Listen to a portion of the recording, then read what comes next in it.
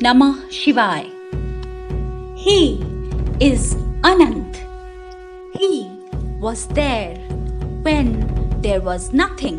He will remain even after everything is destroyed. He is self-created Swayambhu. Shambhu, the auspicious one.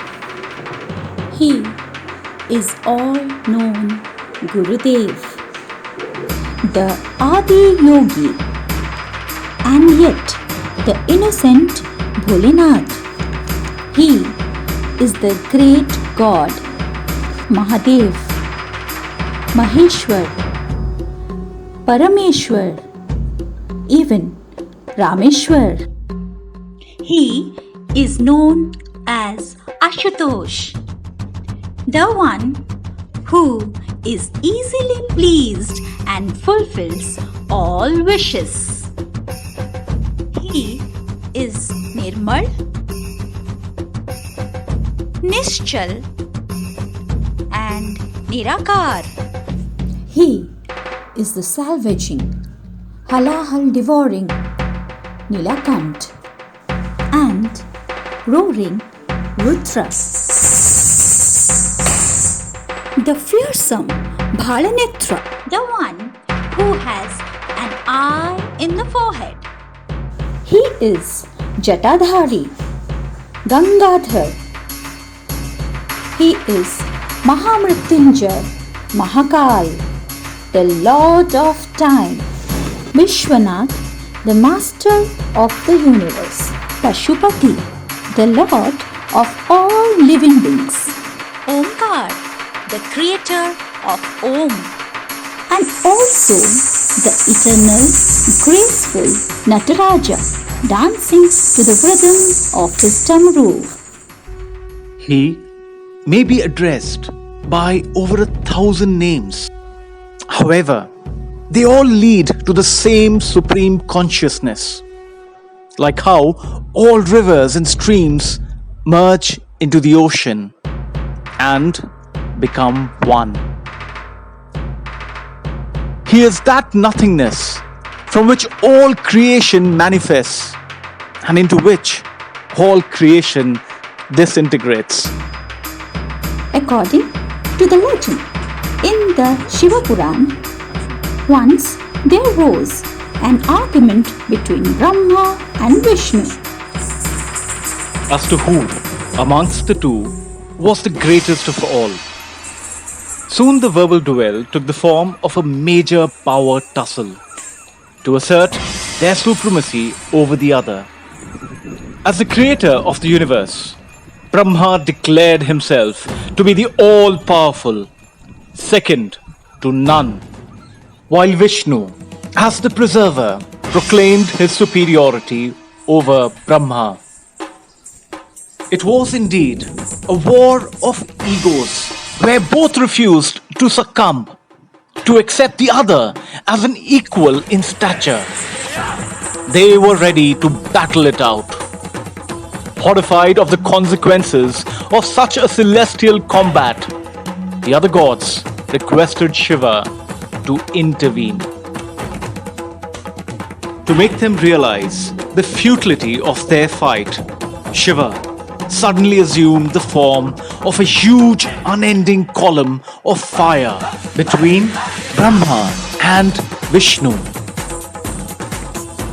Awestruck by its magnitude, both decided that whoever found its either extreme first would be declared superior to the other. Brahma immediately took the form of a swan and flew upwards to arrive at the source of this illuminated column. Meanwhile, Vishnu too turned himself into a Varaha, a boar, and dug his way through the depths of the earth. They continued their journey in either directions, unabated, traversing thousands of miles. However, none could arrive at either the source or the end of this colossal column of energy.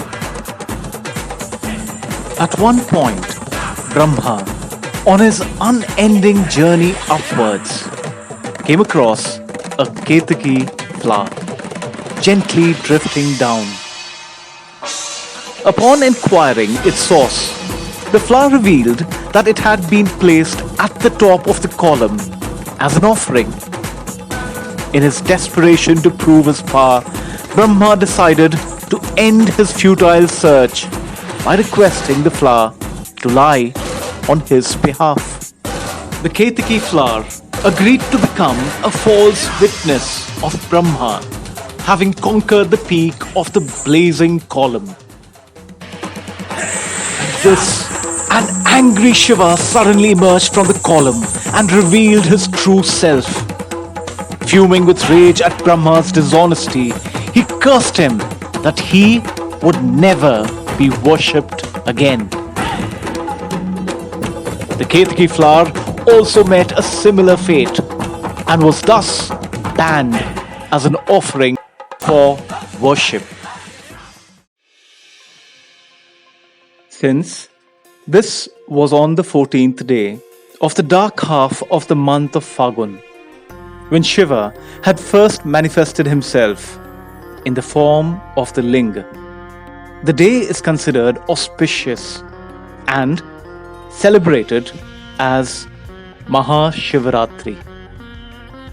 Worshipping Shiva on this day is believed to bestow one with happiness and prosperity. Shivaratri is also a time after which the trees are in full bloom, signifying the fertility and rejuvenation of the earth. It's a time when nature seems to be celebrating in joy. The Shiva Tattva is said to be an all-pervading consciousness that is seated deep within every animate and inanimate entity within the universe. When Shiva Tattva dawns in you, everything in your life becomes a celebration. That is why the abode of Shiva is called Kailasha, meaning eternal joy. All of us have the Shiva Tattva in us. Let the Shiva Tattva dawn in you.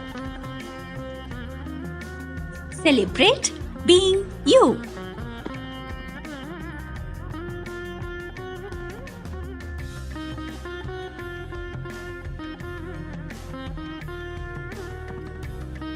Har Har Mahadev.